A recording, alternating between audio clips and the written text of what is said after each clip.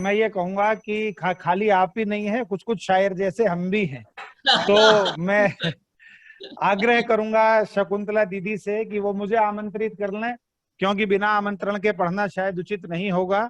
तो वो मुझे आमंत्रित कर लें, तो या तो फिर मैं भी अपना काव्य पाठ सुनाता हूँ आप लोगों को। चलो शकुंतला दीदी सही सही। प्रवीण जी, आपको आमंत्रित हम करते हैं। चलिए, ये मेरा सौभाग्य है कि आदरणीय चाचा जी के आदेश पर मैं आपके बीच पुनः एक बार उपस्थित हूँ अपनी कविताएं सुनाने के लिए। और प्रमोद चाचा जी मुझे अभी नजर नहीं आए हैं स्क्रीन पर, वो जुड़े हुए हैं क्या? है, वो भी है।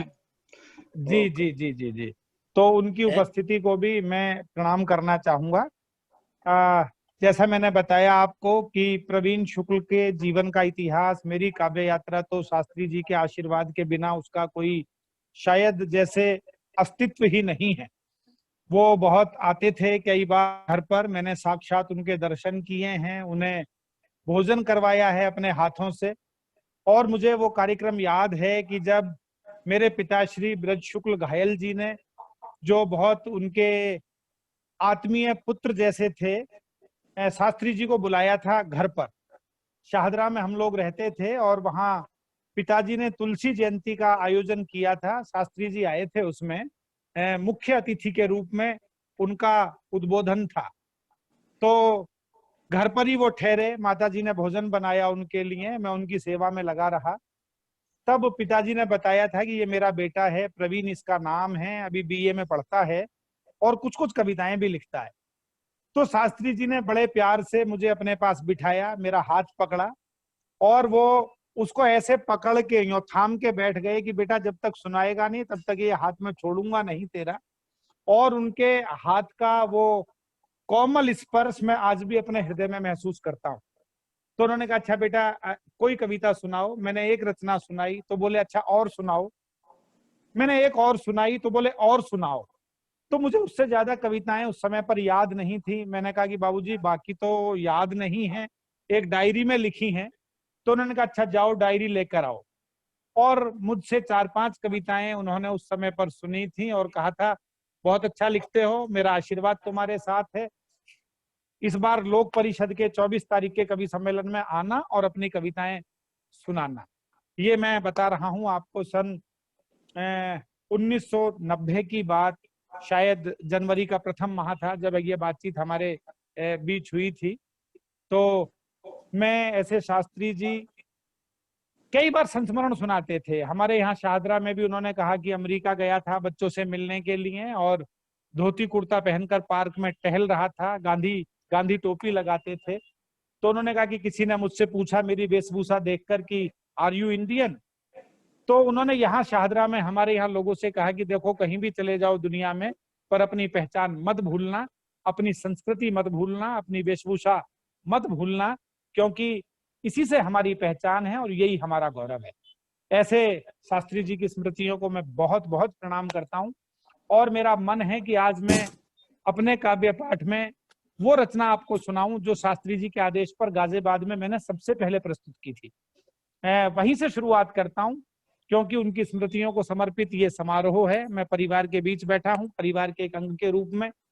एक सिंहावलोकन छंद सुनिएगा। पहली पंक्ति जिस शब्द पर समाप्त होगी दूसरी पंक्ति उसी शब्द से शुरू होगी, दूसरी पंक्ति जिस शब्द पर समाप्त होगी तीसरी पंक्ति उसी शब्द से शुरू होगी।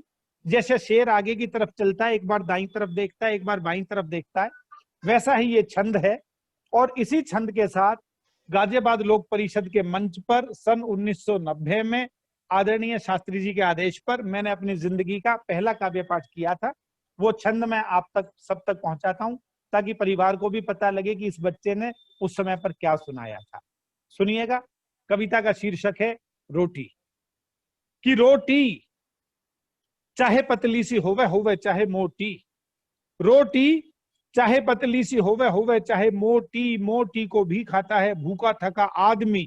आदमी में आती जाती रात दिन ही कमी, कमी है कि और होवे पैसा, पैसे से ले लूं एक वायुयान जैसा, वायुयान जैसे मैं रात दिन घूमू, घूमू होटलों में और बोतलों को चूमू, चूमू झूमू नाचू गाऊं ताता ताता थैया, थैया के लिए कुछ और हो रुपैया, रुपये के भरे हो मैं बक से गरम से हो बिगड़े करम से, बिगड़े करम से ही चूम लूं मैं चोटी, चोटी पे भी तो खाएगा वही 4 रोटी, रोटी चाहे पतली सी होवे चाहे मोटी, चाहे पतली सी होवे चाहे मोटी। ये कविता नहीं, मेरी बहुत स्मृतियों सुंदर, में आई, बहुत सुंदर। तो मैंने आपकी सेवा में प्रस्तुत की। कुछ छंद आपको सुनाता हूं, बिल्कुल ताजा छंद हैं। और अभी जिक्र किया हमारे निगम जी ने कोरोना का, तो 2 छंद सुनिएगा। हास्य व्यंग के कवि के रूप में पूरी दुनिया मुझे जानती है, पहचानती है। मेरे गुरुदेव डॉक्टर कुंवर बेचैन इस समारोह के अध्यक्ष हैं, उनके अंडर में मैंने पीएचडी की। और 2 छंद सुनिएगा, आपको मैं हास्य रस के सुनाता हूं। अभी एक टीवी चैनल ने कहा भाई कोरोना काल है, भारत में भी लॉकडाउन हो गया, ऐसी स्थिति में कवियों की क्या हालत है, जरा इस बारे में कुछ बता दीजिए। तो बाकी कवियों की तो नहीं जानता, पर मैं अपनी स्थिति आपको बता रहा हूं, क्योंकि सबने गीत गजल सुनाई है, वो भी मैं आपको सुना दूंगा, लेकिन मेरा रंग देश में हास्य व्यंग का जाना जाता है, तो हास्य व्यंग के छंद सुनिएगा। कवियों की क्या हालत है कि कुछ घबरा रहे हैं, कुछ गीत गा रहे हैं, कवियों के यहाँ जाने कितने धड़े हुए। आप अलग अलग कवियों से बात करिए, एक कहेगा बहुत बुरा समय आ गया है भाई, और दूसरा कहेगा नहीं थोड़ा हिम्मत से काम लो। तो कवियों के भी अलग अलग विचार हैं इस लॉकडाउन और कोरोना काल में। सुनिएगा आनंद के साथ कि कुछ घबरा रहे हैं, कुछ गीत गा रहे हैं, कवियों के यहाँ जाने कितने धड़े हुए, खाली पीली बैठकर मोबाइल चैट कर, कोई मुर्दे उखाड़ रहा है गड़े हुए, कोई मुर्दे उखाड़ रहा है गड़े हुए, कितने दिनों तक बैठना पड़ेगा घर, कि कितने दिनों तक बैठना पड़ेगा घर, ऐसे ऐसे प्रश्न जानने कितने खड़े हुए। दुनिया को रात दिन कविता सुनाते थे जो, बीबी की वो सुन रहे घर में पड़े हुए, बीबी से वो सुन रहे घर में पड़े हुए, बीबी की वो सुन रहे घर में पड़े हुए। बहुत बढ़िया। एक छंद आपको और सुनाता हूं, बिल्कुल ताजा छंद है। आदरणीय जितेंद्र चाचा जी सुन रहे हैं, और देखिए बिल्कुल ताजा है, पहली बार सुना रहा हूं आप सब लोगों के बीच। कोरोना काल का कवियों पर क्या प्रभाव पड़ा है कि कविता की गठरी उठाए हम घूमते थे, हीरो बने फिरते थे नगर नगर के। ऐसे कवि आज कहाँ जा रहे हो कि आज अमेरिका जा रहे हैं, 1 हफ्ते बाद कनाडा जाना है, उनसे पूछो कि अब कहाँ जा रहे हो, तो कहते हैं कहाँ जा रहे हैं, 6 महीने से घर में ही बंद है। तब सुनिएगा और आनंद लीजिएगा कि कविता की गठरी उठाए हम घूमते थे, हीरो बने फिरते थे नगर नगर के, कितनी ही मालाओं ने हमें माला माल किया, कितने मुकुट शुभाशीष बने सर के, कितने मुकुट शुभाशीष बने सर के, घर में जो 4 दिन कभी नहीं टिकते थे, कि घर में जो 4 दिन कभी नहीं टिकते थे, घर में घुसे हुए हैं आज वो भी डर के, कि घर में जो 4 दिन कभी नहीं टिकते थे, घर में घुसे हुए हैं आज वो भी डर के, लॉकडाउन ने ऐसी हालत करी है अब, कवि जी ने काम काज सीख लिए घर के, कवि जी ने काम काज सीख लिए घर के, कवि जी ने काम काज सीख लिए घर के, कवि जी ने काम काज सीख लिए घर के। वाह साहब वाह। एक दो छंद आपको और सुनाता हूं, क्योंकि हास्य व्यंग का मेरा मूल रंग है, तो मेरा मन है कि मैं उसी तेवर के कुछ छंद आपकी सेवा में प्रस्तुत करूं। देखिए एक छंद सुनाता हूं, मेरे बहुत पसंद था ये छंद शास्त्री जी को भी, और जब उन्होंने ये छंद सुना था तो उन्होंने कहा कि प्रवीण, इसमें तुमने जिन तुकों का इस्तेमाल किया है, ये 4 ही तुकें, 5वीं तुक किसी डिक्शनरी में मिलेगी नहीं, और तुमने वो चारों तुक इस्तेमाल कर दी हैं। सुनिएगा, एक छंद सुनाता हूं उनकी स्मृतियों को प्रणाम करते हुए। छंद का शीर्षक है चमचे की विशेषताएं। हमारे हिंदुस्तान में एक चमचा नाम का प्राणी है जो हर जगह मिलेगा, राजनीति में सर्वाधिक मिलेगा, लेकिन मिलेगा हर जगह, ऑफिस में भी मिल जाएगा, घर परिवार में भी मिल जाएगा। और दीदी सुनिएगा, शकुंतल दीदी भी सुन रही हैं कि चमचे की क्या विशेषताएं हैं, सुनिएगा कि कोई ना था आसपास, नेताजी भी थे उदास, चोरी छिपे नेताजी की दुम हुआ चमचा। असली चमचा वो है जिसकी चमचागिरी कर रहा है उसे भी पता ना लगे कि इसने काम कर दिया अपना। सुनिएगा कि कोई ना था आसपास, नेताजी भी थे उदास, चोरी छिपे नेताजी की दुम हुआ चमचा, नेताजी के वंदन में हर अभिनंदन में, उनके माथे का कुमकुम हुआ चमचा, उनके माथे का कुमकुम हुआ चमचा, उनके माथे का कुमकुम हुआ चमचा, नेताजी हंसे तो मुआ तालियां बजाने लगा।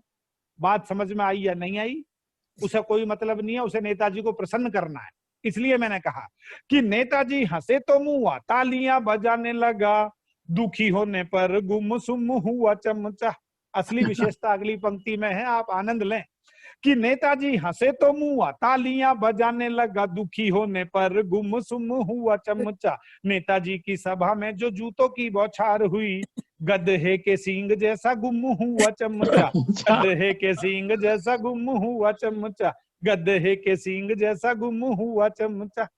एक छंद और सुनाता हूं आपको। मैंने बताया जो लोग अमेरिका में बैठकर सुन रहे हैं सब भारत से बखूबी परिचित हैं। हमारी राजनीति की विशेषता क्या है? कई बार यहाँ जिसे कहते हैं कि हथेली पर सरसों सरसों जमाना, ऐसे ऐसे वायदे हमारे राजनेता करते हैं कि जो ईश्वर भी आ जाए तो पूरे नहीं कर सकता, लेकिन वो चुनावों से पहले कर देंगे। देखिए एक छंद सुनिएगा। मैंने शुद्ध आनंद के लिए ये छंद लिखा जब दिल्ली में केजरीवाल जी की सरकार बनी और उन्होंने कहा कि ये कर देंगे, पता नहीं क्या क्या कर देंगे, तो मैंने एक व्यंग में एक बात कही है, आप आनंद लीजिएगा। नेताजी ने वोटरों से कहा यदि चाहोगे तो वाईफाई सभी को फ्री में दिलवाऊंगा। उनका नारा था कि सबको वाईफाई मिलेगा। कि नेताजी ने वोटरों से कहा यदि चाहोगे तो वाईफाई सभी को फ्री में दिलवाऊंगा, सातों सागरों का जल बाल्टी में भर लूंगा, सूरज को उत्तर दिशा में छिपवाऊंगा, सूरज को। एक एक पंक्ति में असंभव काम है, संभव नहीं है सूरज उत्तर दिशा में छिप जाए, पर हमारे राजनेता छिपवा सकते हैं। कि नेताजी ने वोटरों से कहा यदि चाहोगे तो वाईफाई सभी को फ्री में दिलवाऊंगा, सातों सागरों का जल बाल्टी में भर लूंगा, सूरज को उत्तर दिशा में छिपवाऊंगा, जहां भी कहोगे वहां बाढ़ को मैं भेज दूंगा। कि जहां भी कहोगे वहां बाढ़ को मैं भेज दूंगा, जहां भी कहोगे वहां सूखा पड़वाऊंगा, एक बार बस जरा जीत मुझे दिलवा दो, गंजों के सिरों पे भी मैं बाल उगवाऊंगा, गंजों के सिरों पे भी मैं बाल उगवाऊंगा, गंजों के सिरों पे भी मैं बाल। तो जो सब कुछ असंभव है उसे भी हमारे राजनेता संभव कर सकते हैं। एक रचना विशेष मेरा मन है कि मैं आज आपको जरूर सुनाऊं, क्योंकि जैसा मैंने बताया कि लोक परिषद के मंच पर मैंने जो पहली बार सुनाया था, मैं वो आपकी सेवा में प्रस्तुत करना चाहता हूं। मेरी एक बड़ी लोकप्रिय रचना हुई, बहुत, उस रचना ने मुझे मेरे प्रारंभिक काल में बहुत ख्याति दिलवाई पूरे दुनिया में। मैंने कल्पना की, एक बार एक लड़की के दिमाग में फितूर आया कि मैं किसी कवि से शादी करूंगी। उसके पिता ने कहा उसने कि मैं कवि से शादी करूंगी। तो उसके पिता ने कहा कि भाई कवि से शादी क्या करेगी, पर यदि तुझे ये निर्णय कर लिया है तो चलिए मैं एक स्वयंवर करवाता हूँ। उन्होंने देश के बहुत कवि बुलाए, कवि ये सोचकर पहुंच गए कोई कवि सम्मेलन वगैरह होगा। वहां जाकर उन्होंने देखा एक स्वयंवर का कार्यक्रम। लड़की के पिता ने लड़की के हाथ में माला दे दी, उससे कहा कि तू जिस कवि के गले में माला डाल देगी तेरा विवाह संपन्न कर दिया जाएगा। ये एक सिचुएशन कविता है। मैं अलग अलग कुछ कवि आपके सम्मुख प्रस्तुत करता हूं, देखिए आपको आनंद आएगा। लड़की माला लेकर अलग अलग कवि के सामने गई तो उस कवि ने अपनी भाषा में, अपनी शैली में, अपने शब्दों में, अपने छंद में, अपने भाव में उस लड़की से क्या कहा। तो सब पूरा परिवार यहाँ उपस्थित है, सब आप सबने वो सब कवि सुने हैं, काका जी, आदित्य जी, हुल्लड़ जी, सब शास्त्री जी के बिल्कुल परिवार के सदस्य थे। और मुझे तो पता है कि काका जी जब अमेरिका आए थे तो वो भी कोलंबस में जितेंद्र चाचा जी के निवास पर ठहरे थे। देखिए मैं प्रस्तुत करता हूँ, हमारे सियाटल में भी आए थे। जी जी जी जी, मैंने कहा ना कि वो सब। मैं तुम्हारी बुआ लगती हूँ, मैं तुम्हारी दीदी नहीं, मैं बुआ लगती हूँ आपके।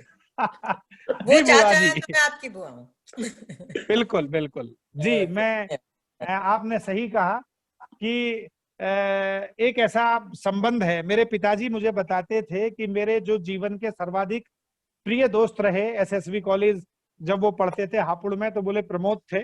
और कई किस्से बताते थे। बोले एक बार तो कुछ घर से भागने का किस्सा था कि मैं चला गया था और प्रमोद और हम लोग साथ रहे, घर में भी पता नहीं था कि मैं कहाँ गायब हो गया हूँ। ऐसी भी घटनाओं का उन्होंने पुराना मुझे जिक्र किया था जब मैंने उन्हें बताया कि अमेरिका गया और मैं सबसे मिलकर आया। तो मैं देखिए मैं आपके सुनाता पिताजी हूँ से आप। तो मिली हूँ, आपके पिताजी से मैं मिली हुई हूँ। जी जी बिल्कुल हाँ, बिल्कुल। हाँ। मैं आपको वो रचना सुनाता हूँ कि लड़की माला लेकर अलग अलग कवि के सामने गई।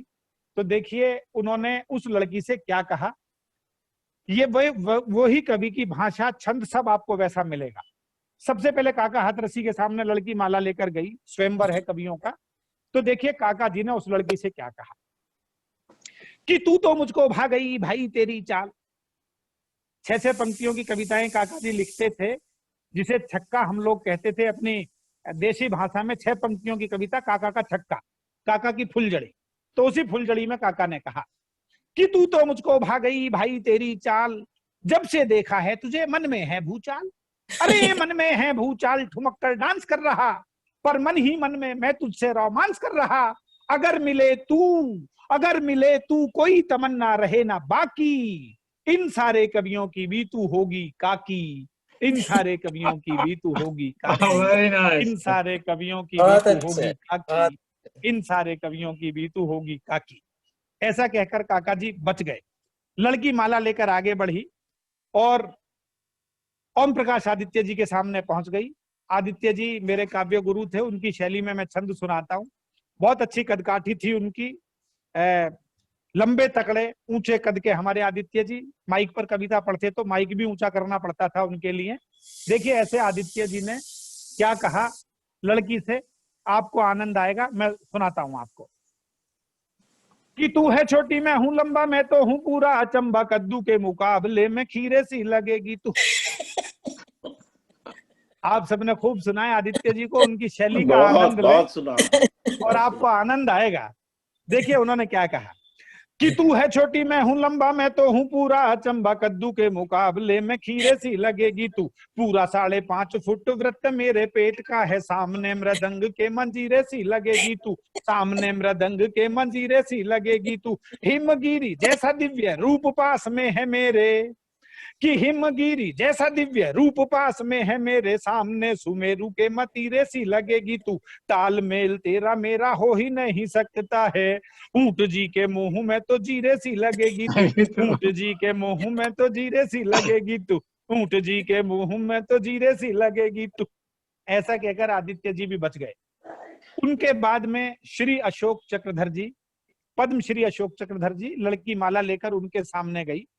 तो देखिए अशोक चक्रधर जी, मैंने उनके व्यंग पर पीएचडी की, बड़ा शब्दों से खेलते हैं वो।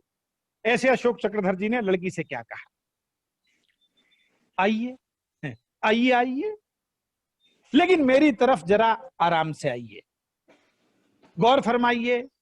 आप सुंदर हैं, सलोनी हैं, मक्खन हैं, लोनी हैं, प्यारी सी मूरत हैं, प्यारी सी मूरत हैं, लेकिन हमारी नहीं श्री लालू प्रसाद यादव की जरूरत, लेकिन हमारी नहीं श्री लालू प्रसाद यादव की जरूरत है।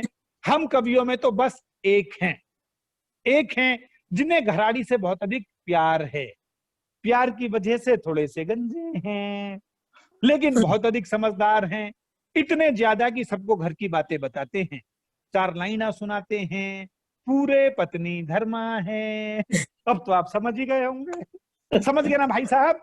प्रिय भाई सुरेंद्र शर्मा हैं, उन्हीं की जिंदगी में है पूरा पूरा अमन और चैन जी, इसलिए वहीं जाइए बहन जी, इसलिए वहीं जाइए बहन जी, इसलिए वहीं जाइए बहन जी, इसलिए वहीं जाइए बहन जी। तो देखिए ये कविता मैंने बुआ जी ये गाजियाबाद में 1990 में पहले मंच पर शास्त्री जी के आदेश पर, बहुत अच्छे। वो रिकॉर्ड उससे में भी वहां होगी। संबोधन नहीं जब कर पाई। लड़की फिर आगे बढ़ी और माला लेकर सुरेंद्र शर्मा जी के सामने पहुंची, तो देखिए सुरेंद्र जी ने लड़की को संबोधित करते हुए क्या कहा। सुरेंद्र शर्मा जी, रे चक्रधर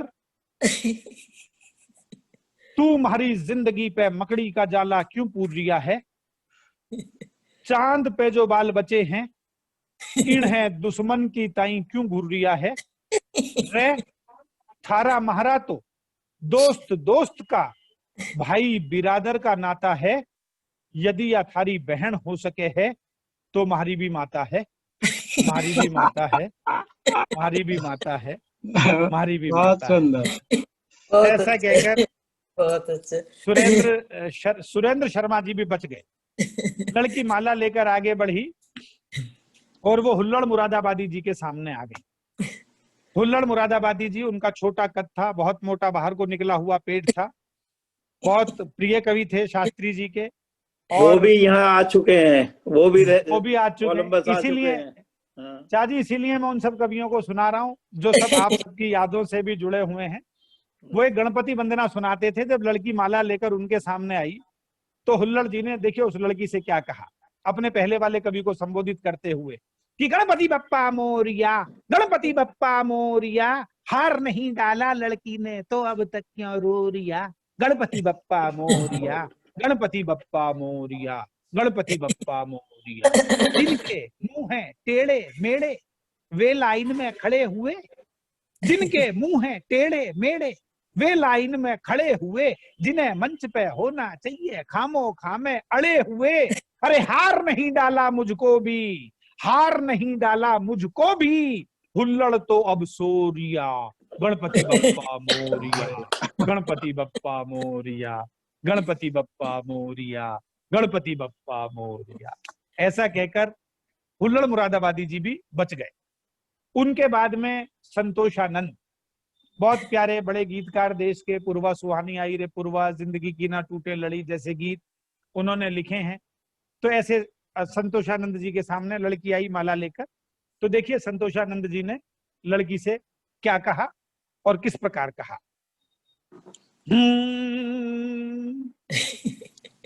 कविता सुनाने से पहले वो हूं लगाते हैं माइक से।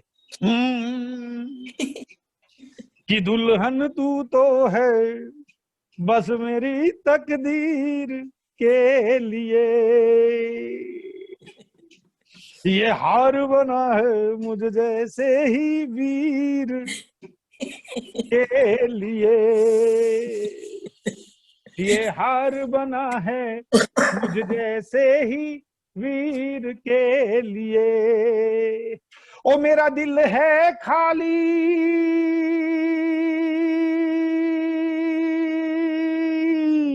ओ मेरा दिल है खाली बस तेरी तस्वीर के लिए, दुल्हन तू तो है बस मेरी तकदीर के लिए। ऐसा कहकर संतोषानंद जी भी बच गए। लड़की आगे बढ़ी माला लेकर, तो डॉक्टर उर्मिलेश जी खड़े थे उनके सामने। उर्मिलेश जी शास्त्री जी के बहुत प्रिय संचालक थे और 1990 में जिस कवि सम्मेलन में मैंने कविता पढ़ी थी उसका संचालन भी उर्मिलेश जी ने ही किया था। देखिए उनकी एक बड़ी कविता थी, गाएंगे गाएंगे हम वंदे मातरम। उस कविता से वो कवि सम्मेलनों का समापन करते थे। तो उसी कविता को उन्होंने उस लड़की को सुनाया जो मेरी इस कविता की पात्र है। और देखिए किस प्रकार सुनाया कि मेरी जिंदगी है इस देश के लिए। अच्छा लग रहा है मुझे कि मेरी जिंदगी है इस देश के लिए, पूरे भारतीय परिवेश के लिए, ना बनी ये राग और द्वेष के लिए, रूपसी के रूप वाले वेश के लिए, इससे कहो कि कहीं और चली जाए, इससे कहो कि कहीं और चली जाए, मेरी और फूलों का ये हार ना बढ़ाए, वरना निकालूंगा मैं दुष्टनी का दम, गाएगी गाएगी ये भी वंदे मातरम, गाना ही पड़ेगा इसे वंदे मातरम। उसके बाद में बहुत लंबी श्रृंखला है ये, अंतिम कवि इस श्रृंखला में। उनसे पहले मैं बताता हूं डॉक्टर कुंवर बेचैन जी भी यहाँ उपस्थित हैं। लड़की आगे बढ़ी और वो बेचैन जी के सामने आ गई। तो देखिए डॉक्टर कुंवर बेचैन जी जो मेरे बाद काव्य पाठ करेंगे, इस समारोह के अध्यक्ष हैं, उन्होंने लड़की से क्या कहा। इस स्वयंवर में हो माला सौगात कुंवारों की। डॉक्टर कुंवर बेचैन साहब, इस स्वयंवर में हो माला सौगात कुंवारों की, तेरे घर सदाए बारात कुंवारों की, मुश्किल है बहुत मुश्किल अब घोड़ी पे चढ़ पाना, लेकिन तुम करो केवल अब बात कुंवारों की, इसलिए करो केवल अब बात कुंवारों की। उनके बाद अंतिम कवि श्रृंखला में डॉक्टर हरिओम पमार साहब, देखिए लड़की माला लेकर उनके सामने आई तो हरिओम पमार जी ने उस लड़की से क्या कहा, सुनिएगा। मैं निवेदित करता हूं आपके बीच में, कई बार हम लोग कहते हैं कि पमार जी ने शादी नहीं की, ये प्रश्न यूएनओ में उठाया जाएगा। आज तक भी वो कुंवारे अटल बिहारी वाजपेयी हैं एक तरह से मंच के हमारे। तो सुनिएगा उन्होंने लड़की से क्या कहा। मैंने एक उत्तर दिया है पमार जी के सामने जब लड़की आई कि डोली दुल्हन कहारों में, डोली दुल्हन कहारों में, चंदा सूरज तारों में, गांव गली गलियारों में, दिल्ली के दरबारों में, भाषण कविता नारों में, टीवी में अखबारों में, धीरे धीरे भोली जनता है बलिहारी दुल्हन की, ऐसा ना हो मंच जला दे ये चिंगारी दुल्हन की, ऐसा ना हो मंच जला दे ये चिंगारी दुल्हन की, वरमाला जब दूल्हे के पड़ जाती है।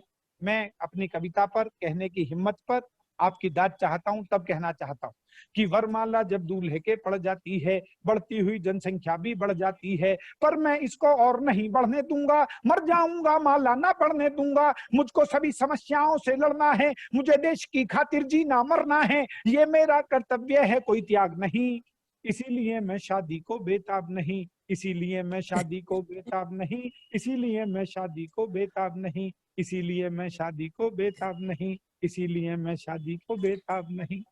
बहुत बढ़िया, निगम बहुत जी, बढ़िया। भाई निगम जी प्रवीण कह रहे हैं। प्रवीण प्रवीण जी प्रवीण जी भाई अब ये बता दे कि वो जब माला लेकर प्रवीण के पास आई तो वो क्या हुआ, वो एक और जरूरी है, आखिर वहां से होगा। ये 30 वर्ष पुरानी कविता है। अरे तो तो तब तो जब तुम वो चाची यही शायद- बता रहा हूँ कि जब वो मेरे पास माला लेकर आई तो उस समय क्या हुआ वो सुन लीजिए हाँ कि मैंने क्या कहा। आपने कहा है तो वो भी सुन लीजिए मैंने क्या कहा। हाँ और 30 वर्ष पुरानी कविता, ये ध्यान करके सुनिएगा कि बात जरा सुनो गोरी तू है बाल को सी भोरी, उम्र हमारी भी ना 17 से ज्यादा है, शादी करने से दोनों के कानून टूटता है, दोनों को ही जेल होगी बोल क्या इरादा है, दोनों को ही जेल होगी बोल क्या इरादा है, दोनों को ही जेल होगी बोल क्या इरादा है, अभी इंतजार कर किसी को ना मान वर, 7 साल बाद 7 फेरे लूंगा वादा है, 7 साल बाद 7 फेरे लूंगा वादा है, 7 साल बाद 7 फेरे लूंगा वादा है। तो मैंने ये वादा उससे किया था और फिर 7 साल बाद वो लड़की मुझे पिलखवे में मिली जिसका नाम संजना है और अब वो आपकी बहू बन चुकी है। तो ये वेरी वेरी नाइस प्रवीण। ये हाँ लास्ट उसके का हाथ था। का खाना तो खा चुके हैं। जी जी जी जी जी। चलिए मैं चलते चलते एक रचना विशेष आपको सुनाता हूँ। जो समय सीमा हमने तय की थी उसके आसपास हम बढ़ गए हैं। न्यूयॉर्क में तो घड़ी बहुत आगे निकल चुकी है। मैंने इसी बीच में बहुत सारी रचनाएं लिखी। आदरणीय शास्त्री जी के आशीर्वाद से मेरी 21 किताबें आ चुकी हैं और मैंने गजलें भी कही, गीत भी कहे। अनिमेश भाई भी सुन रहे हैं, सब जानते हैं। इन दिनों की मेरी एक रचना जो बहुत लोकप्रिय हुई है पूरे देश में, पूरी दुनिया में, मैं वो 7 शेर कहते हुए अपनी बात का विराम करना चाहूंगा। और इस समय भारतवर्ष के बहुत सारे राजनेता, मोदी जी भी इनको अपने पोस्टर पर इस्तेमाल कर रहे हैं, केजरीवाल जी भी, राहुल गांधी भी, लोग मुझे अलग अलग पोस्टर भेजते हैं। और अभी पिछले दिनों मुरारी बापू ने भी अपनी कथा में मेरा ये शेर कोट किया था। मैं एक गजल के 6 शेर सुनाकर अपनी बात का समापन करता हूं, सुनिएगा। और आदरणीय चाचा जी सत्य प्रकाश जी का विशेष मन चाहूंगा कि वो मुझे वर्चुअल रूप में ही सुन रहे हैं, लेकिन कई बार उनसे बात होती है और बहुत बड़ा व्यक्तित्व उनका है हमारे लिए। सुनिएगा, मैं निवेदित करता हूँ। चाचा जी सुन रहे हैं ना आप मुझे? ये रचना सुन रहे हैं जी, विशेष बिल्कुल, बहुत गौर से आपको सौंपना चाहता हूँ। इसका मतलब सुनिएगा। मुझे लगता है कि जब आदमी जीवन में बहुत पैसा हासिल कर लेता है, बहुत शोहरत हासिल कर लेता है, उसके बाद भी काम करता है, तो उसके पीछे केवल धन नहीं होता। आज अमिताभ बच्चन यदि 76 वर्ष की उम्र में कौन बनेगा करोड़पति की सीट पर बैठते हैं तो वो किसी दौलत के लिए नहीं बैठे हैं, वो किसी शोहरत के लिए नहीं बैठे हैं, वो किस लिए काम कर रहे हैं, ये इस गजल का मतला है और पूरी दुनिया में मकबूल हो रहा है। आप सबका भी मैं आशीर्वाद चाहूंगा, सुनिएगा, निवेदित करता हूं। कहता हूं कि कैसे कह दूं कि थक गया हूं मैं। बहुत ध्यान चाहूंगा शकुंतला बुआ जी। हाँ जी, कैसे हाँ जी, कह दूं, कैसे कह दूं कि थक गया हूं मैं। कैसे कह दूं, कैसे कह दूं कि थक गया हूं मैं, जाने किस किस का हौसला हूं मैं। बहुत कैसे अच्छा। कह दूं कि थक गया हूं मैं, कैसे कह दूं कि थक गया हूं मैं, जाने किस किस का, जाने किस किस का हौसला हूं मैं। और शेर सुनिएगा आप, अपने अपने ढंग से अलग अलग राजनेताओं के नाम इस शेर को कर सकते हैं। कैसे कह दूं कि थक गया हूं मैं, जाने किस किस का हौसला हूं मैं, दाग खुद के छिपाए फिरता है। दाग खुद के, आपके आसपास भी कुछ लोग आपको ऐसे मिल जाएंगे जिनकी तरफ ये शेर पहुंच जाएगा। दाग खुद के छिपाए फिरता है और कहता है आईना हूं मैं। और कहता है आईना हूं मैं, और कहता है आईना हूं मैं। फरहा सैयद जी, आपकी भी शुभकामनाएं मुझ तक पहुंची हैं कि दाग खुद के छिपाए फिरता है और कहता है आईना हूं मैं। तेरे किस काम के हैं चारागर। जिसे आपने सबसे ज्यादा प्रेम किया हो उसे ये पंक्ति आप निवेदित कर सकते हैं कि तेरे किस काम के हैं चारागर, तेरे हर रोग की दवा हूं मैं। तेरे हर रोग की, तेरे हर रोग की दवा हूं मैं। हाय उस बेवफा का ये कहना, हाय उस बेवफा का ये कहना, बावफा सिर्फ बावफा हूं मैं। बावफा सिर्फ बावफा हूं मैं। और एक शेर जो मेरे उस्ताद को बहुत पसंद है, ये मैं आप तक पहुंचाता हूं, डॉक्टर कुंवर बेचैन साहब, आपके श्री चरणों तक पहुंचाता हूं। हाय उस बेवफा का ये कहना, बावफा सिर्फ बावफा सिर्फ बावफा हूं मैं। मुझसे गम दूर दूर रहते हैं। बहुत आशीर्वाद चाहूंगा आप सभी का। मुझसे गम दूर दूर रहते हैं, जानते हैं कि कह कहा हूं मैं। वाह जानते साहब, हैं, वाह। बहुत अच्छा। जानते हैं कि कह कहा हूं मैं। और फिर एक शेर सुनिएगा, चाहे जिसे आप प्रेम करते हैं उसके लिए कहिएगा, चाहे ईश्वर के लिए कहिएगा, अल्लाह के लिए कहिएगा कि कैसे कह दूं कि थक गया हूं मैं, जाने किस किस का हौसला हूं मैं। तू मेरी रूह में समाया है। तू मेरी, मैं शास्त्री जी के लिए कह सकता हूं कि वो मेरे भीतर रहते हैं। ईश्वर के लिए कह सकता हूं वो मेरे भीतर रहता है। कैसे रहता है ये सुनिएगा कि तू मेरी रूह में समाया है, तू मेरी रूह में समाया है।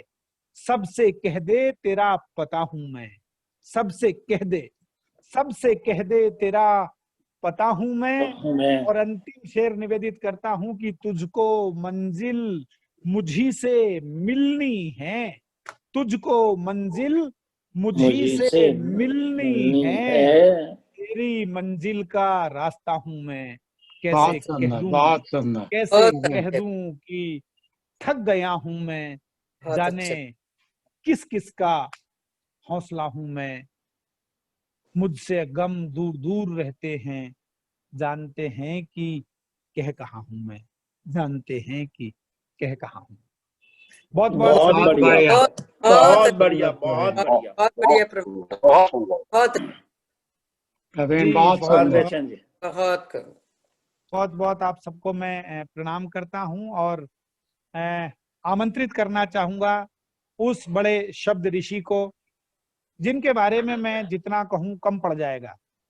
मैं कई बार कहता हूं कि जब फिराक साहब ने एक शेर कहा था कि आने वाली नस्लें तुम पर नाज करेंगी हम असरो, जब उनको मालूम ये होगा तुमने फिराक को देखा था। तो मुझे लगता है कि हमने फिराक साहब को तो नहीं देखा, लेकिन हमारी आने वाली नस्लें अपने आप पर फक्र करेंगी कि हमने डॉक्टर कुंवर बेचैन साहब को देखा है। वो बड़े रचनाकार जो पाठ्यक्रम में पढ़ाए जाते हैं, दुबई में भी उनकी कविताएं पढ़ाई जाती हैं। मैंने खुद उनके अंडर में पीएचडी की, जिनके साहित्य पर 22 से ज्यादा शोध हो चुके हैं, 36 पुस्तकें जिन्होंने लिखी हैं। और वो कवि नहीं है, महाकवि हैं। प्रतीक पांचाली के रूप में उनका महाकाव्य प्रकाशित हुआ है। मैं मानता हूं कि महाकवि दिनकर की उर्वशी के बाद शायद सर्वाधिक महत्वपूर्ण महाकाव्य हमें प्राप्त हुआ डॉक्टर कुंवर बेचैन जी की कलम से। ऐसे बड़े गीतकार, बड़े रचनाकार, बड़े इंसान, बड़े कवि डॉक्टर कुंवर बेचैन जी, जिनका 50 वर्ष का निकट का संबंध शास्त्री जी के साथ रहा है गाजियाबाद निवासी के रूप में, मैं अपनी 4 पंक्तियां बेचैन जी को सौंपता हूं। और ये मेरा सौभाग्य है कि मुझे उनके चरणों में बैठने का गौरव हासिल है। मैं ये कहता हूं बेचैन जी के लिए कि तुम्हारी याद के साये में आके बैठ गए, तुम्हारी याद के साये में आके बैठ गए, हम अपने जख्म को दिल से लगा के बैठ गए, तुम्हारे बारे में सोचा तो ये लगा हमको, इलाहाबाद में संगम नहा के बैठ गए। मैं ऐसे डॉक्टर कुंवर बेचैन जी, जिनको सोचना, जिनके पास बैठना गंगा स्नान जैसा शब्द का एक तीर्थ करने के बराबर है, ऐसे बेचैन साहब जो इस समारोह की अध्यक्षता कर रहे हैं, मैं उन्हें बहुत ही आदर और सम्मान के साथ आमंत्रित करता हूं कि डॉक्टर साहब आए और अपना काव्य पाठ हम सबके सम्मुख प्रस्तुत करें। एक बार पुनः हरिप्रसाद शास्त्री चैरिटेबल ट्रस्ट को और सभी को, आप सबको प्रणाम करता हूं और बेचैन जी को आमंत्रित करता हूं। प्रवीण जी, मैं 2 बातें कहना चाहूंगा। एक तो तुम्हारे लिए और आपके फादर के लिए, शुक्ला जी के लिए, कि पिताजी जब यहाँ आते थे और कि वो ये कहते थे कि भैया तुम्हारे बाद अगर कोई मेरे बेटे का फर्ज निभा रहा है तो वो ब्रिज शुक्ला निभा रहा है। जी जी जी जी। तो ये इसीलिए तुम उनके इतने चाहते थे। और मैं कुंवर बेचैन जी से माफी मांगना चाहूंगा कि हमने शुरू में हम ये भूल ही गए कि कवि सम्मेलन में एक अध्यक्ष भी होता, वो हमारी गलती थी। पर वो तो जितेंद्र, इससे पहले के डॉक्टर कुंवर बेचैन अपनी कविताएं पढ़ें, शायद आपको याद हो या न हो, मुझे तो आज भी याद है कि जब मैं पहली बार अमेरिका से वापस हिंदुस्तान गया 5 साल बाद, तो कुंवर बेचैन हमारे घर पे आए सुबह मॉर्निंग में। यस, पिताजी ने परिचय कराया कि ये कुंवर बेचैन है, महानंद मिशन कॉलेज में अध्यापक हैं, बहुत अच्छी कविताएं लिखते हैं। और पहली बार मैंने कुंवर बेचैन जी की कविता तब सुनी थी, अपने घर पे सुनी थी बैठ के, और इन्होंने वो कविताएं जो सुनाई थी वो मुझे वो दृश्य आज भी याद है। तो बहुत पुराना परिचय है। और मेरी छोटी बहन सरोज जो है, उसके भी गुरु रहे हैं आप, उन्होंने भी आपके अंडर में ही पीएचडी की है। तो ये बड़ा सौभाग्य है कि मुझे आपकी कविता तब सुनने को मिली थी जब मैं पहली बार अमेरिका से वापस गया था, और उसके बाद भी सुनी, मगर वो दृश्य जो है वो आज भी मेरी आंखों के सामने रहता है। तो बहुत आपका आभार और आपको बहुत बहुत धन्यवाद कि आप आज फिर अपनी कविताएं हमें सुना रहे हैं। जी, मुझे बार बार ये कहते हुए अच्छा लगता है कि हमारे श्री जितेंद्र जी ने जिस प्रकार से अमेरिका के अंदर भी साहित्यिक माहौल बनाया है, हिंदी के विकास के लिए कार्य किया है। और जैसे मुझे बताया गया कि ये कार्यक्रम हिंदी से जुड़ा हुआ भी है और श्रद्धेय शास्त्री जी की स्मृतियों से भी जुड़ा हुआ है। मैं बहुत बहुत प्रणाम करता हूँ। और एक बात हमेशा कहता हूँ कि यहाँ से भले ही लोग विदेश चले गए हों, हिंदुस्तान के लोग, उन्होंने अपनी भाषा को वहाँ पर सुरक्षित रखा है, अपनी संस्कृति को सुरक्षित रखा है। और हम यहाँ से भी ज्यादा, भारत से भी कहीं ज्यादा उनके जो सांस्कृतिक रूप है देखने को मिलता है। तो मैंने एक शेर कहा था, वो शेर से मैं अपनी बात शुरू करता हूँ आप सबकी आज्ञा लेते हुए। और हमारे जितेंद्र जी, आप बिल्कुल ये महसूस ना करें कि वो अपने अध्यक्षता का नाम घोषित नहीं किया था। मैं तो सही बताता हूँ, मैं सभी लोग कवि मित्र जानते हैं, मैं इस पद से बहुत बचता हूँ और मैं तो आप सबका सेवक हूँ। अध्यक्ष तो आप सब हैं, जो सुनने वाले हैं वो सारे अध्यक्ष हैं, मैं तो केवल श्रोता बन करके और यहाँ पर जो है आप सबका आशीष, आप सबके स्नेह देने के लिए आया हूँ।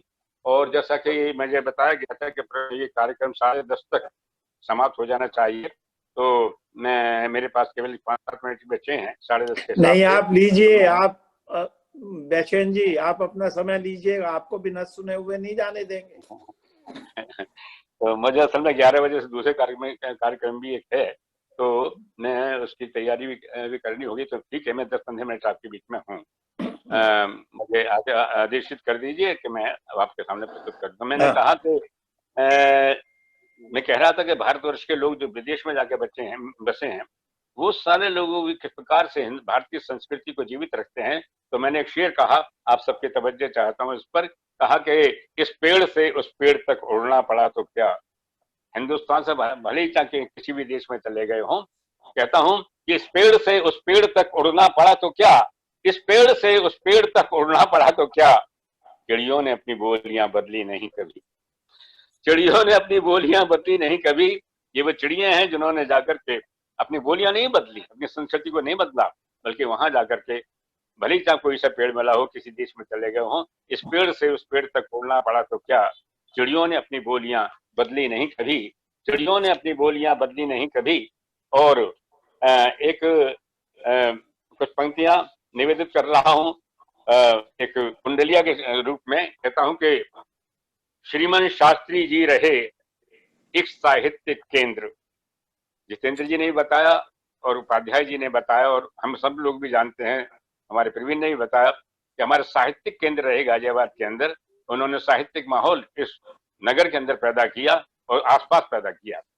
कहता हूं कि श्रीमान शास्त्री जी रहे एक साहित्यिक केंद्र, श्रीमान शास्त्री जी रहे एक साहित्यिक केंद्र, उसको वृत्त बना रहे, उसको वृत्त बना रहे उनके पुत्र जितेंद्र, उनके पुत्र जितेंद्र कुटुंब के संग संग मिलकर, सारा कुटुंब इसके साथ लगा हुआ है, उनके पुत्र जितेंद्र कुटुंब के संग संग मिलकर एक उपवन में नए नए फूलों से खिलकर, एक उपवन में नए नए फूलों से खिलकर, कहें कुंवर कविराय, कहें कुंवर कविराय लगा अपना तन मन धन, कहें कुंवर कविराय लगा अपना तन मन धन, यूएस में भी सेवारत हैं जितेंद्र श्रीमन। तो हम सारे लोग मिलकर के वहां पर साहित्यिक सेवा कर रहे हैं और मैं उनको प्रणाम करता हूं। और इसके बाद मैं एक दोहे से अपनी बात शुरू करते हुए एक गीत आपके सामने प्रस्तुत करता हूं। समस्त परिवार को केंद्र में रख करके एक दोहा मैंने कहा, सुनिएगा। मां मंदिर की आरती पिता सुरीले शंख, मां मंदिर की आरती पिता सुरीले शंख, बहना प्यारी बांसुरी, बहना प्यारी बांसुरी, बंधु मोर के पंख, मां मंदिर की आरती पिता सुरीले शंख। दो पंक्तियां आप सबके लिए कहता हूं।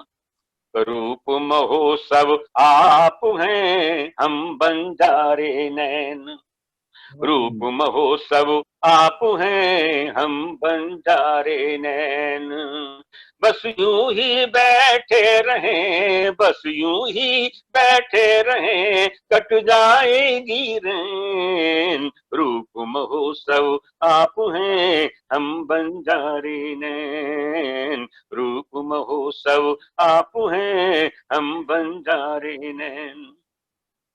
और कुछ पंक्तियां निवेदित करता हूं।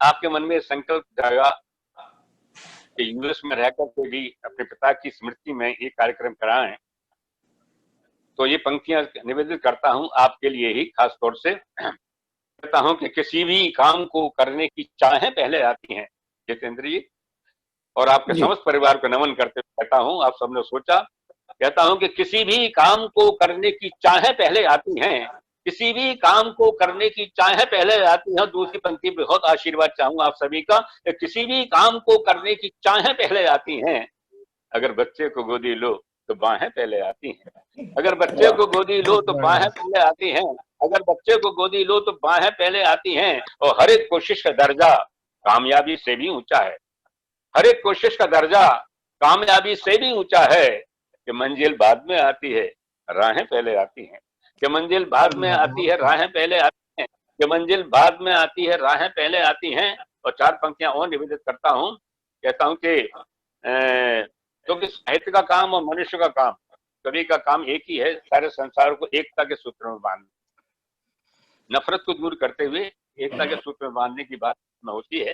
तो मैं कहता हूं कि उसने मेरे छोटेपन की इस तरह इज्जत रखी, उसने मेरे छोटेपन की इस तरह इज्जत रखी, उसने मेरे छोटेपन की इस तरह इज्जत रखी, मैंने दीवारें उठाई उसने उन पर छत रखी, मैंने दीवारें उठाई उसने उन पर छत रखी, मैंने दीवारें उठाई उसने उन पर छत रखी, और क्यों हथेली की लकीरों से हैं आगे उंगलियां। मित्रों, पुराने समय से विवाद चला रहा है कि भाग्य बड़ा है कि कर्म बड़ा है, तो दोनों को बहुत बड़ा मानता हूं। कर्म से ही हमारा भाग्य को बड़ा मानता हूं, लेकिन कर्म से ही हमारा भाग्य बनता है, ऐसा ही मानता हूं। तो कर्म का थोड़ा सा स्थान ऊंचा देता हूं मैं भाग्य से भी।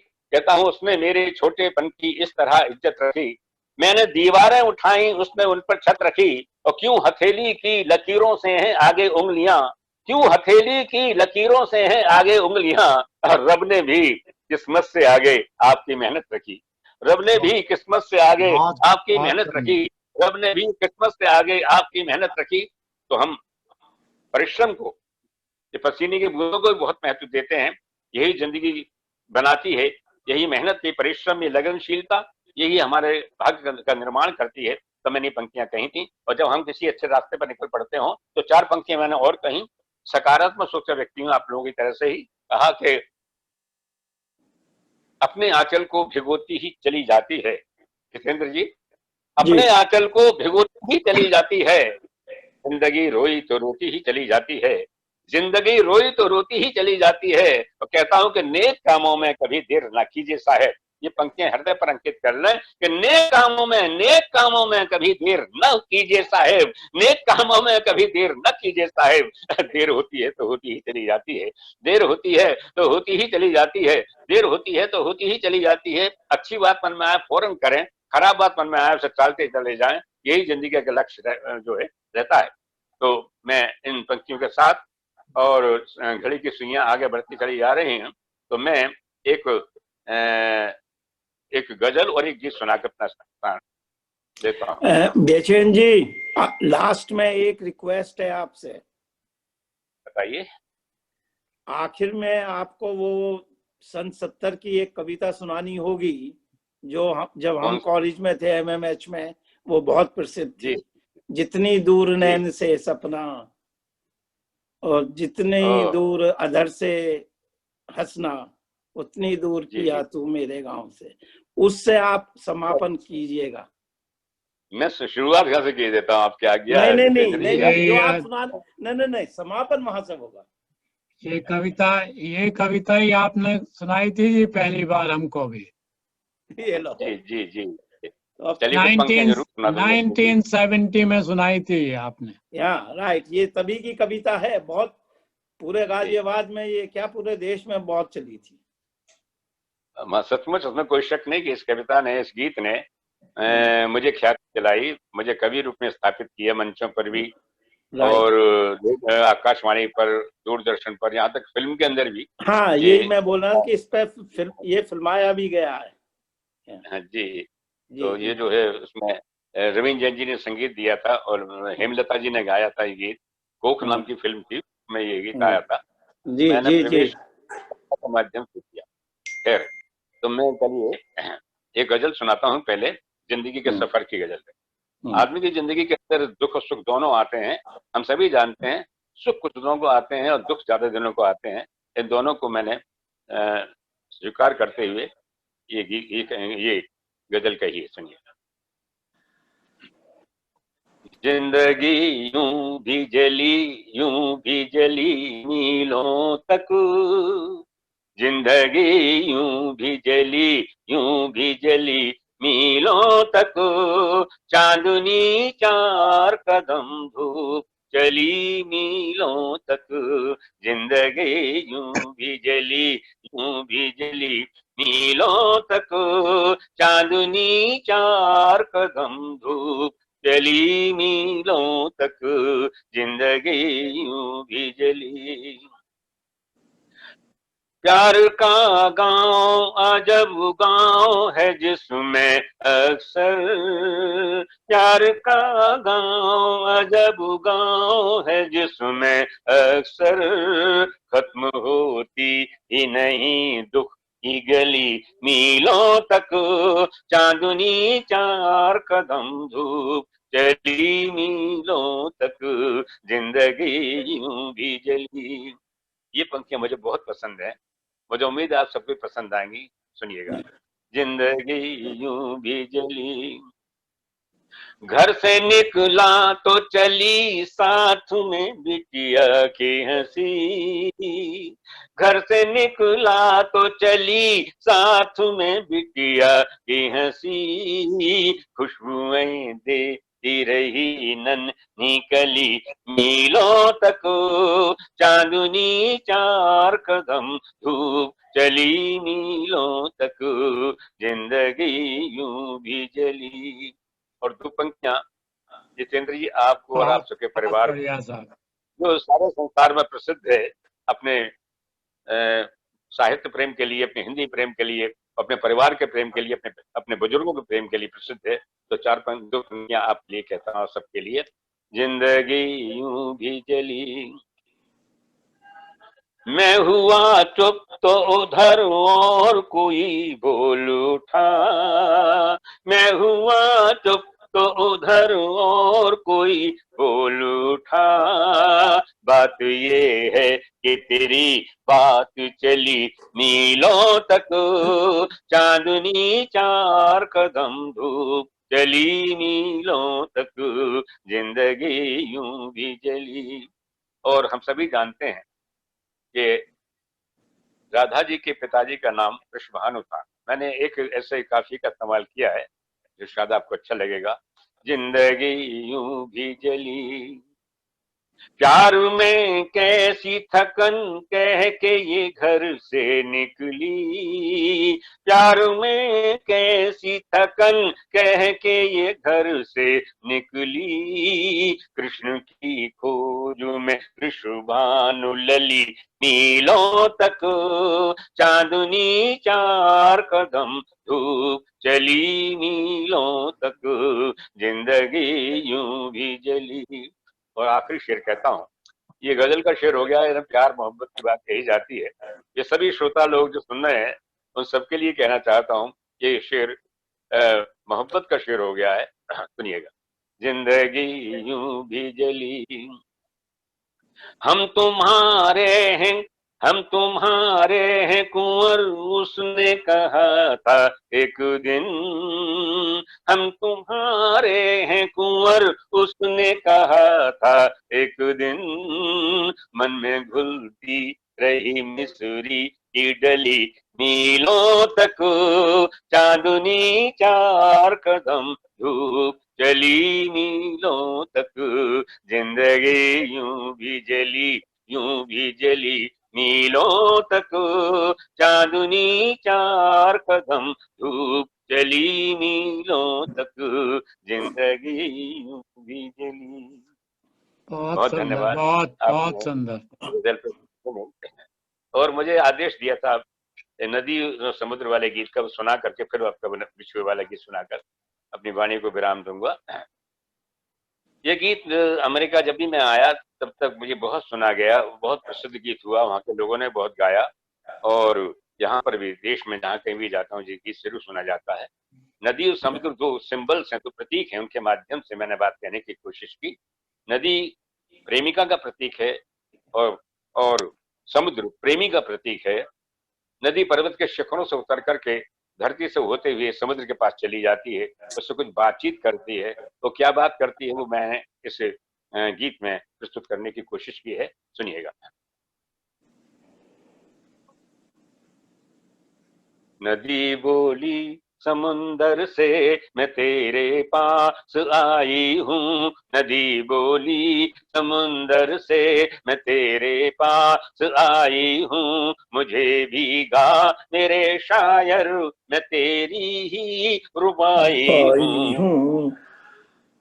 समंदर से मैं तेरे पास आई हूँ, मुझे भीगा मेरे शायर, मैं तेरी ही रुबाई हूँ। नदी बोली समंदर से, उससे कहा तुम क्यों उतर रही हो पर्वत के शिखरों से? तो जवाब देती है वो, हम और आप सभी लोग जानते हैं जब व्यक्ति बहुत ऊंचा होता चला जाता है तो अकेला होता चला जाता है, तब वो नदी कहती है, नदी बोली समंदर से, मुझे ऊंचाइयों का वो अकेलापन नहीं भाया, मुझे ऊंचाइयों का वो अकेलापन नहीं भाया, लहर होते हुए भी तो मेरा आंचल न लहराया, मुझे बांधे रही ठंडे बर्फ की रेशमी काया, मुझे बांधे रही ठंडे बर्फ की रेशमी काया, बड़ी मुश्किल से बन निर्झर उतर पाई मैं धरती पर, बड़ी मुश्किल से बन निर्झर उतर पाई मैं धरती पर, छुपा कर रख मुझे सागर, सीने की कमाई हूँ। नदी बोली समंदर से मैं तेरे पास आई हूँ, मुझे भीगा मेरे शायर, मैं तेरी ही रुबाई हूँ। नदी बोली समंदर से, कितनी कठिनाइयों को सहते हुए तो समुद्र के पास जाती है वो, सुने प्रतीकात्मक रूप में कह रहा हूँ हर बात। नदी बोली समंदर से, कभी मुझे पत्थर, कभी उन घाटियों के प्यार ने रोका, मुझे पत्थर कभी उन घाटियों के प्यार ने रोका, कभी कलियों कभी फूलों भरे त्योहार ने रोका, कभी कलियों कभी फूलों भरे त्योहार ने रोका, मुझे कर्तव्य से ज्यादा किसी अधिकार ने रोका, मुझे कर्तव्य से ज्यादा किसी अधिकार ने रोका, मगर मैं रुक नहीं पाई मैं तेरे घर चली आई, मगर मैं रुक नहीं पाई मैं तेरे घर चली आई, मैं धड़कन हूँ मैं अंगड़ाई तेरे दिल में समाई हूँ। नदी बोली समुंदर से मैं तेरे पास आई हूँ, मुझे भीगा मेरे शायर, मैं तेरी ही रुबाई हूँ। नदी बोली समुंदर से। और इस गीत का अंतिम छंद प्रस्तुत कर रहा हूँ और आप सभी से अनुरोध है कि इस गीत की अंतिम छंद की जो अंतिम पंक्ति है उसमें एक जो सिमली आई है, उसमें एक अचानक उपमा माँ सरस्वती ने मेरी झोली में डाल दी। वो उपमा सब लोग कहते हैं ये इससे पहले नहीं सुनी थी मेरे गीत से पहले, अगर आपको भी लगे तो आप सबका स्नेह और आपका आशीष मिले। नदी बोली, नदी बहती आ रही है, आसमान में चंद्रमा और तारे हैं, उनका प्रतिबिंब पड़ रहा है, तो मैं नदी को दुल्हन के रूप में सजाने की कोशिश की है, वो सुना रहा हूँ। शकुन जी भी सुन रही हैं और तमाम सब लोग सुन रहे हैं, उन सबको प्रणाम करता हूँ। बहुत ही सुंदर आयोजन हुआ है। ये पंक्तियां सुनिएगा। नदी नदी बोली समंदर से मैं तेरे पास आई हूँ, मुझे भीगा मेरे शायर, मैं तेरी ही रुबाई हूँ। नदी बोली समंदर से, पहन कर चांद की नथुनी सितारों से भरा आंचल, पहन कर चांद की नथुनी सितारों से भरा आंचल, नए जल की नई बूंदें नए घुंघरू नई पायल, नए जल की नई बूंदें नए घुंघरू नई पायल, नया झूमर नई टिकुली नई बिंदिया नया काजल, नया झूमर नई टिकुली नई बिंदिया नया काजल, पहन आई मैं हर गहना कि तेरे साथ ही रहना, पहन आई मैं हर गहना कि तेरे साथ ही रहना, लहर की चूड़ियां पहना मैं पानी की कलाई हूँ। नदी बोली समंदर से मैं तेरे पास आई हूँ, मुझे भीगा मेरे शायर, मैं तेरी ही रुबाई हूँ। नदी बोली समंदर से, नदी बोली समंदर से, नदी बोली समंदर से। बहुत बढ़िया बहुत बहुत सर, धन्यवाद। बहुत ही सुंदर, अति सुंदर। आपने बहुत प्यार से सुना और मैं अब उस गीत की कुछ पंक्तियां निवेदित करके अपना वाणी को विराम दूंगा। बहुत समय हो चुका है, आपका बहुत मन से सुना, मैं बहुत बहुत प्रणाम करता हूँ आपको। या ये कविता तो के बाद या जी, तो वो कविता मैं सुना रहा हूँ। जी जो छंद मुझे याद आया, हो सकता है पूरी कविता याद भी ना हो फिलहाल मुझे, क्योंकि बहुत पुरानी कविता 1961 में मैंने लिखी थी। बीए का छात्र था मैं, तब बीकॉम हाँ, था, तब मैं या, कविता लिखी थी। 1961 की लिखी रचना है, अच्छा, लेकिन इसी ने बहुत काफी दिलाई। तो कहता है बहुत बहुत फेमस हुई थी वो कवि। इसकी सिमिली है, इसकी उपमाएं उनके कारण। Hello, yes, hello, Praveen. जितनी दूर नयन से सपना, जितनी दूर अधर से हंसना, जितनी दूर नयन से सपना, जितनी दूर अधर से हंसना, बिछुए जितनी दूर कुंवारे पाँव से, उतनी दूर पिया तुम मेरे गाँव से, उतनी दूर पिया तुम मेरे गाँव से, जितनी दूर नयन से सपना। हर पत्ती में तेरा हरियाला बदन, हर कलिका के मन में तेरी लालिमा, हर डाली में तेरे तन की झाइयां, हर मंदिर में तेरी आराधना, जितनी दूर खुशी हर गम से, जितनी दूर साज सरगम से, जितनी दूर खुशी हर गम से, जितनी दूर साज सरगम से, गागर जितनी दूर लाज की बाह से, उतनी दूर पिया तुम मेरे गाँव से, उतनी दूर पिया तुम मेरे गाँव से, जितनी दूर नयन से सपना। और अंतिम पंक्तियां प्रस्तुत करता हूँ। जितनी दूर नयन से सपना, कैसे हो तुम क्या हो कैसे मैं कहूँ, तुमसे दूर अपरिचित फिर भी प्रीत है, कैसे हो तुम क्या हो कैसे मैं कहूँ, तुमसे दूर अपरिचित फिर भी प्रीत है इतना मालूम कि तुम हर वस्तु में रहते जैसे मानस में संगीत है, जितनी दूर प्यासपन घट से, जितनी दूर रूप घूंघट से, जितनी दूर प्यासपन घट से, जितनी दूर रूप घूंघट से, जितनी दूर किनारा टूटी नाव से, उतनी दूर पिया तुम मेरे गाँव से, उतनी दूर पिया तुम मेरे गाँव से। बहुत बहुत बहुत धन्यवाद। बढ़िया सर, बहुत बढ़िया।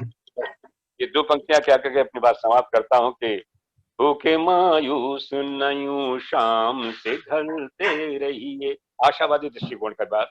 ये सारे बहुत खराब माहौल से हम निकल रहे हैं आजकल जो सारी दुनिया, लेकिन निराश ना हो, हताश ना हो, एक नई ऊर्जा के साथ हम गुजर रहे हैं, तो निश्चित रूप से हम सारे संकट से दूर निकल सकते हैं। तब कहता हूँ तो होके मायूस नयूं शाम से ढलते रहिए, होके मायूस नयूं शाम से ढलते रहिए, जिंदगी भोर है सूरज से निकलते रहिए, जिंदगी भोर है सूरज से निकलते रहिए। एक ही ठाव पे एक ही जगह पे ठहरेंगे तो थक जाएंगे, एक ही ठाव पे ठहरेंगे तो थक जाएंगे। धीरे धीरे ही सही राह पे चलते रहिए, धीरे धीरे ही सही राह पे चलते रहिए। बहुत बहुत धन्यवाद आप सभी को। बहुत सुंदर आयोजन को बहुत ही सुंदर साहब। बहुत बहुत धन्यवाद गुरुजी को भी। डॉक्टर साहब ने बहुत सार्थक आयाम इस समारोह को दिए और मुझे लगता है कि ये इंटरनेट के इतिहास में एक इतिहास दर्ज हो गया है कि 7:30 बजे कोई कार्यक्रम शुरू हुआ और अभी 11 बजे पर हमारी सुइयां आ गई हैं। तो 3.5 घंटे तक, और ये 3.5 घंटे कब गुजर गए शास्त्री जी की यादों के साथ पता ही नहीं चला। मैं एक बार फिर हरप्रसाद शास्त्री चैरिटेबल ट्रस्ट को बधाई दूंगा और जितेंद्र चाचा जी को इसलिए विशेष रूप से कि वो पिछले कई साल से लोक परिषद के कवि सम्मेलन में आते हैं और शास्त्री जी के जो उत्तरदायित्व हैं उनका निर्वहन करते हैं। मुझे भी उनके नाम का पुरस्कार मिला है, बेचैन जी को भी, अनिमेश जी को भी, और सरोज दीदी और पूरा परिवार यहाँ उपस्थित है। सबको प्रणाम करते हुए केवल ये कहता हूं कि हो सका तो फिर मुलाकातें करेंगे, बैठकर शास्त्री जी के बारे में और ज्यादा बातें करेंगे। मैं इस गोष्ठी को विराम की तरफ लेकर चलता हूं और जैसी हमारी विधिवत परंपरा है अंत में धन्यवाद ज्ञापन होता है। धन्यवाद ज्ञापन के लिए मैं हरप्रसाद शास्त्री चैरिटेबल ट्रस्ट के हमारे जो गाजियाबाद तक आकर लगातार उनकी स्मृतियों को जीवंत रखे हुए हैं ऐसे श्री जितेंद्र शर्मा जी से आग्रह करूंगा कि वो आए और अंतिम काव्य पाठ करें जिसका शीर्षक धन्यवाद है। ट्रस्ट की ओर से। वेल प्रवीण, बहुत बहुत धन्यवाद। तुम प्रिय हो पूरे परिवार के और सभी स्थानीय कवियों को कुंवर बेचैन जी का आशीर्वाद मिला। तुमने और विष्णु जी ने सुना, उनको हौसला अफजाई की, उसके लिए आप तीनों का ही बहुत बहुत साधुवाद, धन्यवाद।